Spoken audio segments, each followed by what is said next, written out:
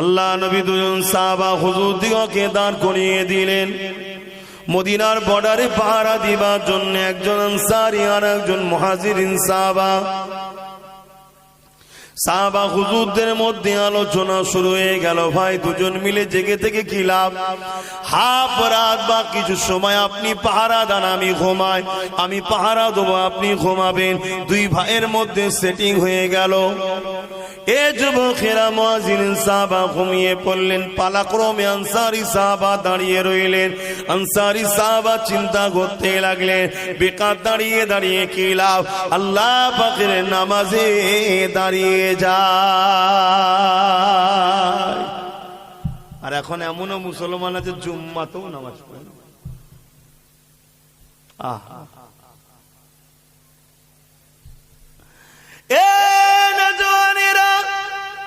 আনসারী সাহাবী যেই নামাজে দাঁড়িয়ে গেল, সঙ্গে সঙ্গে বেঈমান জালিমরা এদিকে চলে এসেছে।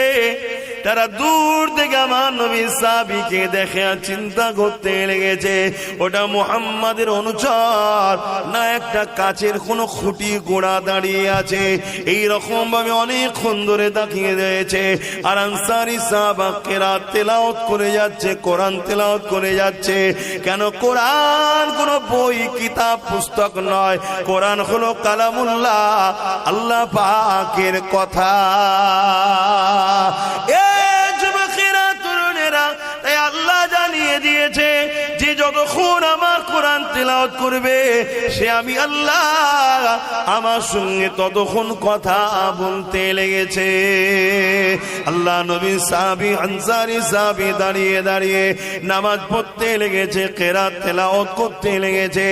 এমন সময় দেখা যায় ওই বেঈমানেরা তীর নিক্ষেপ করে দেয়। ওই তীর এসে আমার নবী পাকের সাহাবীর সিনায় লেগে যায়। সাহাবী বুঝতে পেরে গেছে আমাকে জালিমরা তীর মেরেছে, কিন্তু কোরআন তেলাওয়াতে এত মজা লাগছে, কোরআন তেলাওয়াতটাও ছাড়তে পারছে না। একটা দুটো তিনটে করে পর পর তীর মেরেছে। সাহাবী রুকু গেলেন, সালাম ফিরালেন, মুহাজিরিন ভাইকে তুলছেন, মুহাজিরিন সাহাবীকে তুলছেন। আল্লাহ নবীর মুহাজির সাহাবী উঠে বলে, ও ভাই আনসারী সাহাবী রে, আপনাকে তিনটে তীর লেগে গেছে, আপনি আমাকে না তুলে একা একা কেন লড়াইটা করতেছিলেন? আনসারী সাহাবী তো দাঁড়িয়েছিলেন পাহারার জন্য, মুহাজিরিন সাহাবী তাকে ঘুমিয়ে পড়েছে। তিনটে তীর লেগেছে ভেবে মুহাজিরিন ভাই বলছে তো লড়াই করছিল। তরুণেরা এমন করে দেখা যায় মুহাজিরিন সাহাবী যখন বলেন, ভাই আপনি একা একা কেন লড়াই করতেছিলেন? আমাদেরকে দুটাতে পারতেন, আমাকে তো ডাকতে পারতেন।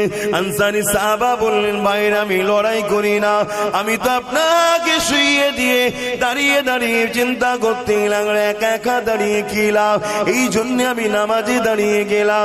যখনই নামাজে দাঁড়িয়ে গেছি তীর এসে আমাকে লেগে যায়। ওই আনসারী সাহাবী বলে, একটা তীর যখন লেগেছিল আপনি আমাকে দুটাতে পারতেন। নূর নবী দয়া নবী জানিয়ে দিয়েছে নামাজ যেমন ফরজ, এটা অবশ্য নফল নামাজ পড়ছিল, তাহলে জান বাঁচানোটাও তো ফরজ, তাহলে আপনি কেন নামাজটা ছেড়ে দিয়ে তুললেন না? ওই সময় আনসারী সাহাবী বলে, আমি সূরা রহমান তেলাওয়াত করতেছিলাম, এত সুন্দর মজা লাগছিল, এত আনন্দ লাগছিল, এত ভালো লাগছিল, আমি মনে করছিলাম আমায় তীর লাগছে, আমি মনের মধ্যে লেগেছিলাম জান চলে যায় চলে যা। সূরা রহমান তেলাওয়াতে যে মজাটা পাচ্ছি, এই তেলাওয়াতটাকে আমি কোনোভাবে বন্ধ করতে পারবো না।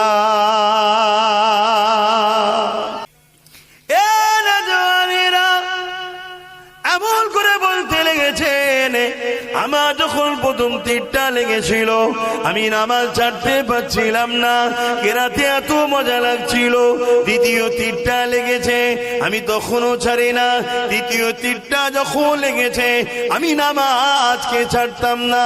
হঠাৎ করে আমার মনে পড়ে যায়, নূর নবী তো আমাকে দায়িত্ব দিয়েছে, বাবা তুমি রাজা বর্ডারে পাহারা দাও, যদি আমি এখানে শহীদ হয়ে যাই কোনো অসুবিধে নাই, আপনার কোন দুশ্মনেরা এসে আপনি ক্ষমাচ্ছেন, আপনাকে শহীদ করে দেবে, এতেও কোনো অসুবিধে নাই। কিন্তু তারা গোপনে গিয়ে যদি আমার নূর নবীর উপরে হামলা করে দেয়, এই কথা যখনই মনে পড়ে গেছে, ভাই নামাজকে ছোট করে দিয়ে সালাম ফিরিয়ে আপনাকে উঠাতে লেগেছি। জানের জন্য নামাজ ছাড়ে নে, যাই নামাজ ছাড়বো না। নামাজকে ছোট করেছে নূর নবীর জানের জন্য, নূর নবীর সেফটির জন্য। জোরে বলুন সুবহানাল্লাহ। ঈমান দেখুন সাহাবা হুজুরদের ঈমান। আর আজকে লাখো কোটি নামাজি পাওয়া যাবে, হুজুরের প্রেমের বেলায় মুখ ভারী, হুজুরের দরুদ পড় মুখ ভারী। আরে নামাজের থেকে অনেক বড় ফরজ হলো দরুদ পড়া। আমি চ্যালেঞ্জের সাথে বলে যাচ্ছি, নামাজের থেকে অনেক বড় দরুদ হলো ফরজ হলো দরুদ পড়া। কারণ নামাজ আমার নবীর সুন্নাত, আল্লাহর ফরজ করেছে, নবী পড়েছে কিন্তু আল্লাহ পড়েনি। আর দরুদ আল্লাহ নিজে পড়েছে, জোরে পাঠিয়েছে। জোরে বলুন সুবহানাল্লাহ। কিন্তু আজ আমাদেরকে বহু দিন ধরে পরিকল্পিত ভাবে কেউ কোরআন দিয়ে, কেউ দাড়ি দিয়ে, কেউ নামাজ দিয়ে, কেউ মসজিদ দিয়ে, কেউ মাদ্রাসা দিয়েছে, কিন্তু বিনিময়ে হুজুরকে কেড়ে নিয়েছে, নবীকে কেড়ে নিয়েছে। আর নবী না থাকার দরুন মসজিদ থাকার পরেও মসজিদের মধ্যে ঝগড়া হচ্ছে, নবী না থাকার দরুন মাদ্রাসার মধ্যে চিটিংবাজি প্রতারণা ঝগড়া হচ্ছে, সব থাকার পরও ঝগড়া সব জায়গায়। আর যেখানে হুজুর থাকবে সেখানে ঝগড়া হওয়াটা সম্ভব নয়। কথা মাথায় ঢুকছে না ঢোকেনি? আমার কথা আপনারা বুঝছেন না ভুল বুঝছেন? আবার বলুন, ভুল বুঝছেন না তো? কেন 50-60 বছরের ময়লা পরিষ্কার করতে অনেক কষ্ট হবে?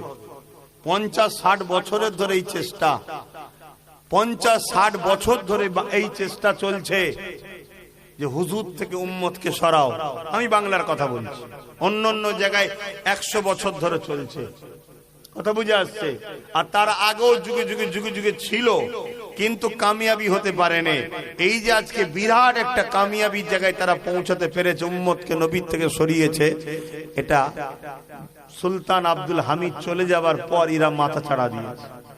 যতদিন সুলতান আব্দুল হামিদ ছিল এরা মাথা চারা দিতে পারেনি। কেন? সুলতান আব্দুল হামিদ ছিলেন রসুলের আশিক। কেউ নবীর সামনে গুস্তাখি করলে সঙ্গে সঙ্গে তার বিরুদ্ধে মৃত্যুদণ্ডের ফতোয়া দিত, মৃত্যুদণ্ড, শাস্তি। কথা মাথায় ঢুকছে না ঢোকেনি? হ্যাঁ।